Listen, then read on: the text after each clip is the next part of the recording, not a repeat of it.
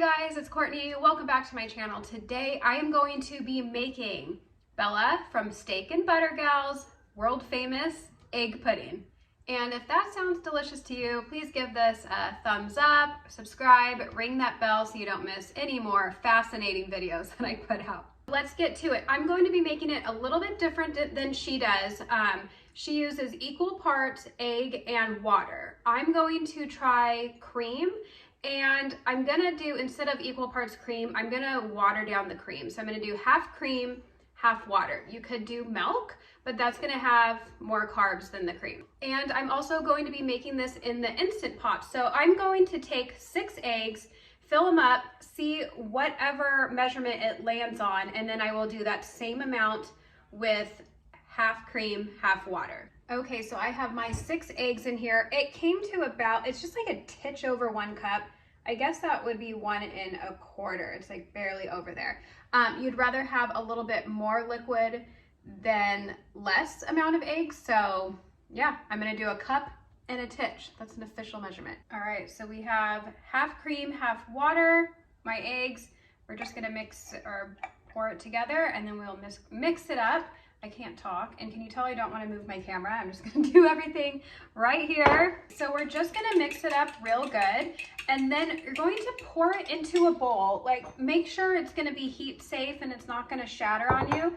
But we're gonna pour it into a bowl, and then it's gonna sit on the trivet, which is like the metal rack that goes in your Instant Pot. We're gonna put a little bit of water in the bottom so it steams, and we're going to cook it on low pressure for 12 minutes, and then we are going to do a quick manual release. So another thing, when I watched Bella's, she did water and it didn't seem like she used any salt. She did make another batch that had bone broth, which I'm assuming had salt.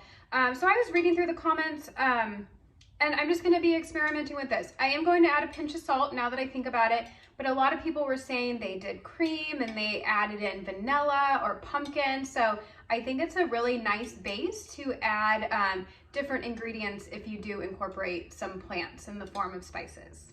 Okay, as you can see, there's a little water in there. Don't judge me for how dirty my thing is. It's stained. Put in your bowl. Technically, you can fill the bowl first. That probably would have been smarter, but here goes nothing.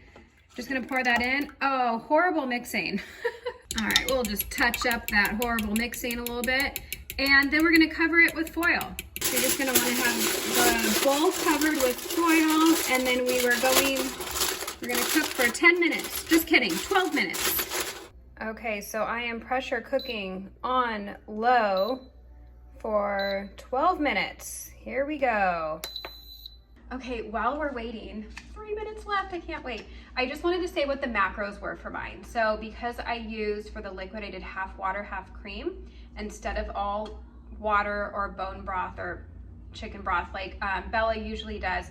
So for mine, 900 calories, 78 grams of fat, and 36 grams of protein. So this is perfect for those that are doing high fat carnivore, the whole 80-20 thing. If you want to lower the fat, just do the water or the broth and it'll be delicious. Okay, it's all done. We're gonna do a quick release. I have a whiny toddler, so I had to pick her up to do all this. Use a towel or little hot pad things. Ow. Be careful, it's hot. All right, I'm excited to check this out. 100% did not cook. The bottom is cooked. Some of the top and the sides are cooked. I'm not really sure what happened here. Okay, so I put them back in for 6 minutes and I realized I didn't cover it with foil.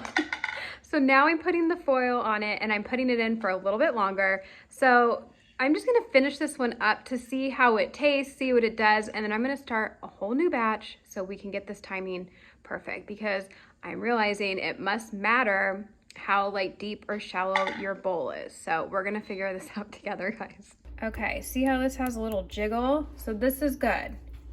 And it's creamy. Okay, now I just need to figure out the exact time for you guys. Probably a little jiggly. That's a little soupy. So I honestly thought I was gonna want to redo it, but I love it like this.